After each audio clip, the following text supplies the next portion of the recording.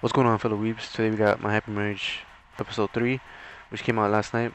And if you guys want to support the channel, just leave a comment down below, leave your thoughts. Any criticism would be greatly appreciated. Also, drop a like. It's free, it doesn't cost you a thing. Who doesn't like free? And without further ado, let's just get into it.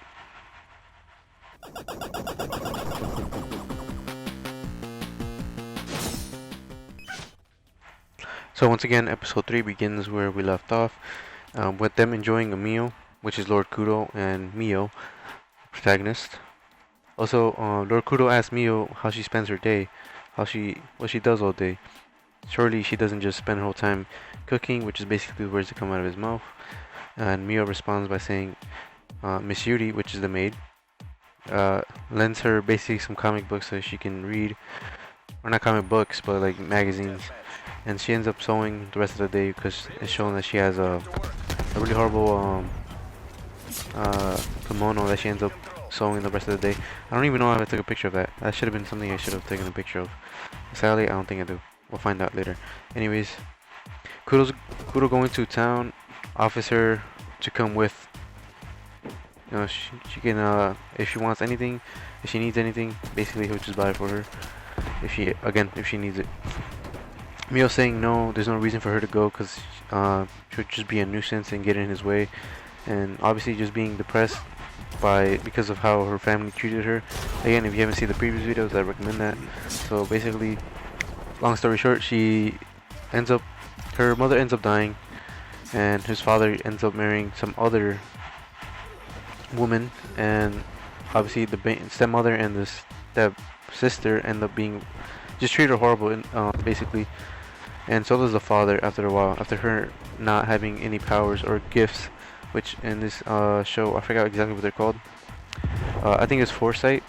I think that's what they call it, or spirit sight. And it basically allows you to see spirits and a bunch of other stuff. And kind of like conjure up fire and stuff, as you'll later see if you watch the show. Again, returning back to the story, Kudo reaffirms her and saying that she wouldn't be a bother or a nuisance. And basically the first date is set.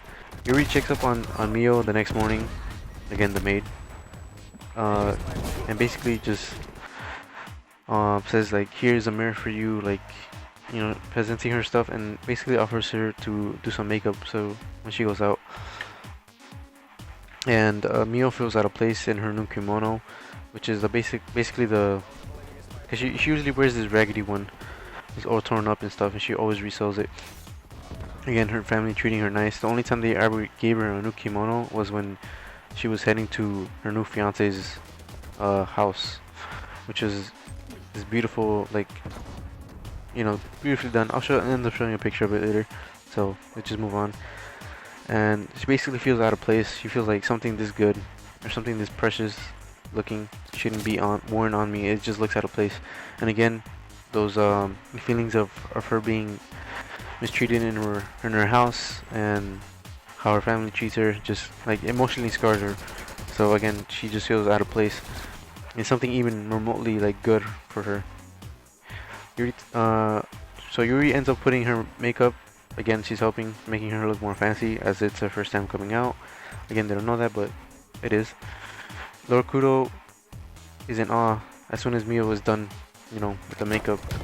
So, again, him being the one taking her out, and she's like, obviously, she's always basically asking for forgiveness and apologizing when she shouldn't. Kudo again, being understandable.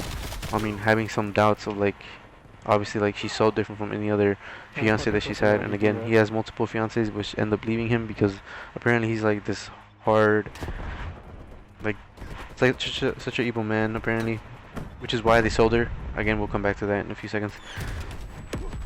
And basically, again, ends up reaffirming that you shouldn't feel so bad. You shouldn't have to fucking apologize. Just enjoy the time you have here. We're with me, and we're in the town for a reason. So just enjoy it to the fullest that you can, and just appreciate it. No one is gonna scold you, not even I. So just again, appreciate it.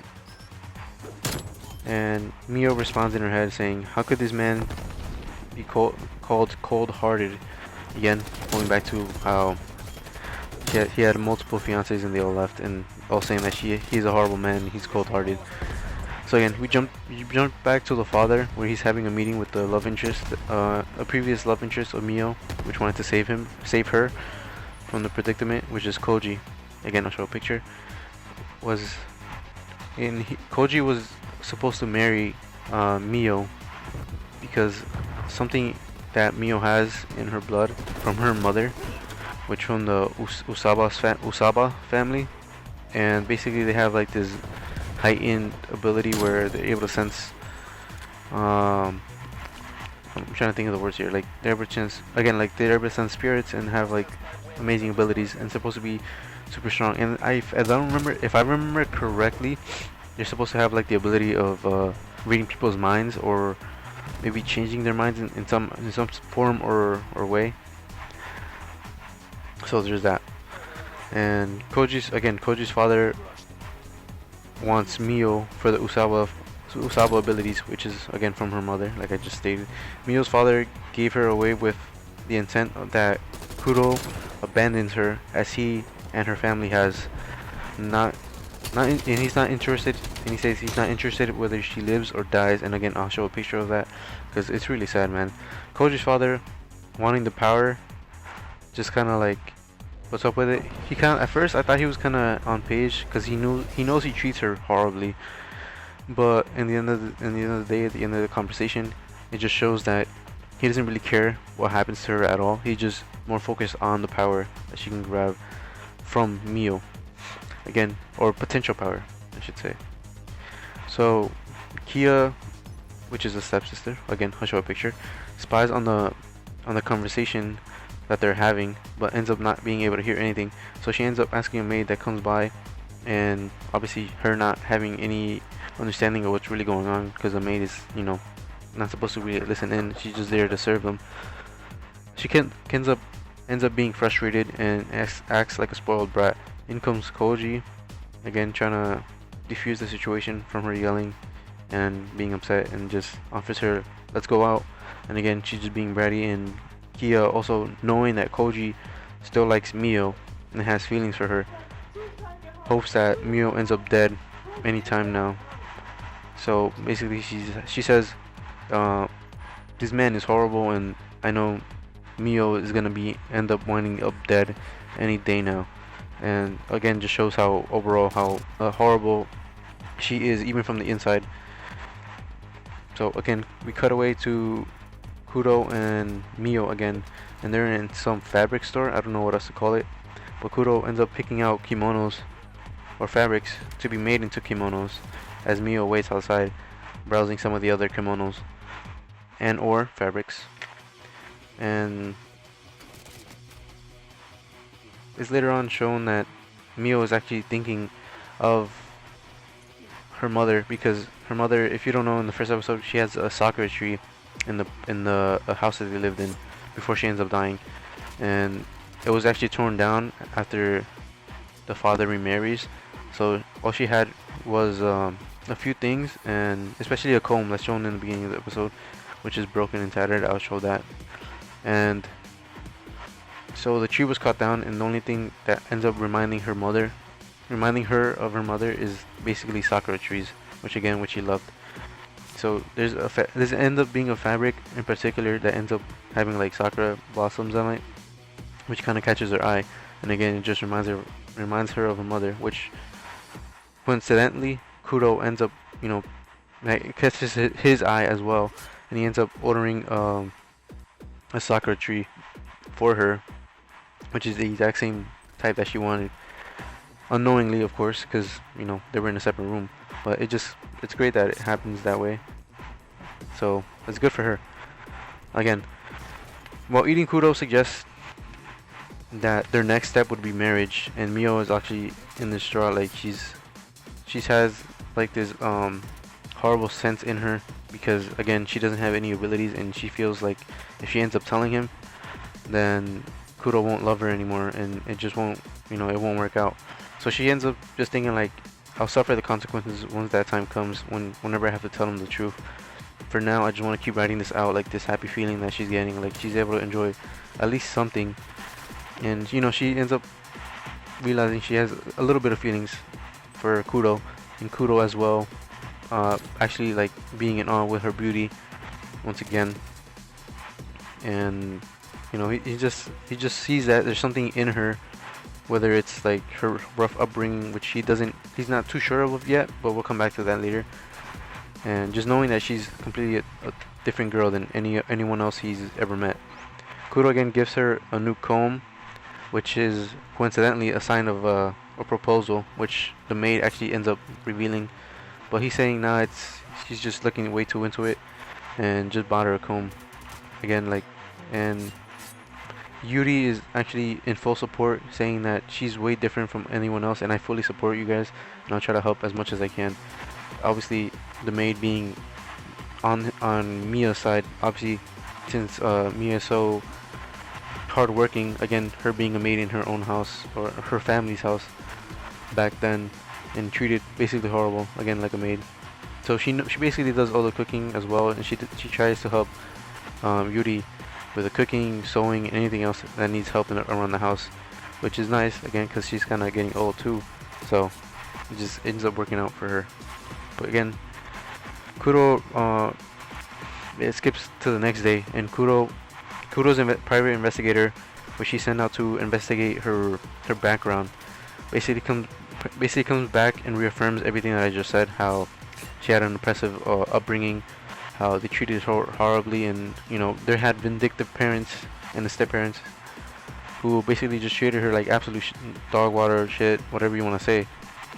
And again, it's revealed that she might have potential powers. She ends up finding about her mother, who she was in the Usaba family, and how they might have powers. But again, I don't think that's a high priority in his mind. He's not really thinking about the powers that she might have, potentially could or could not have. It's more like so of wanting to protect her, knowing that she has a horrible life upbringing, and you know, basically saying to himself like, how could you treat somebody like this? And in the end of the episode, coincidentally enough, I kind of predicted this, so it's kind of cool that I, you know, saw this coming. And basically, Kuro is being spied on. Somebody sent these evil spirits to basically spy on him, and he ends up doing this like fireball jutsu looking thing. He does like the same exact move. If you ever saw Sasuke fight Orochimaru in the forest during the Chunin exams, I think it was called the Forest of Death, if I'm not mistaken. But yeah, it basically ends right there, and just like that. And yeah, I mean, there's not much to talk about. I try to make it way more shorter, not to go in too much depth. Just I thought I pointed out some of the things that I thought were most important in this episode. And yeah, with that being said, you know, I hope you guys do enjoy this one again. And again, the animation on this one isn't too great, but I think it's really peak, especially how they how they draw Mio, especially in these most vulnerable spots when they try to show her beauty. I feel like that was perfectly done in this episode. And also Kuro with his facial expressions, just facial expressions in general, have done pretty fucking well in this anime. And so far I'm liking it. I'm actually really interested to see what happens and how the story further develops. And also, if you are interested in it and don't have Crunchyroll or any other anime website that you can watch, it's actually streaming on Netflix. And I believe that the episodes do come out, so you said it was Wednesday, so every Wednesday. And I believe the dub comes out on Thursdays, because usually that's when I used to watch it. I thought they were actually coming out on Wednesdays, but apparently they're Sundays. I mean, Jesus Christ, on Thursdays, where's dub? That's what I meant to say. But apparently on Wednesdays they do come out, and they end up being sub, so I watched it on sub this time around. Actually, I've been watching them both. I've been alternating just to see what comes out different, but they're pretty close. There's only a few different word choices that end up changing in the first two episodes. I've yet to see the dub in the third episode, but we'll see how that comes out. And hopefully you guys do enjoy this video again, and I hope to see you in the next video. With that being said, have a wonderful day as always, and deuces.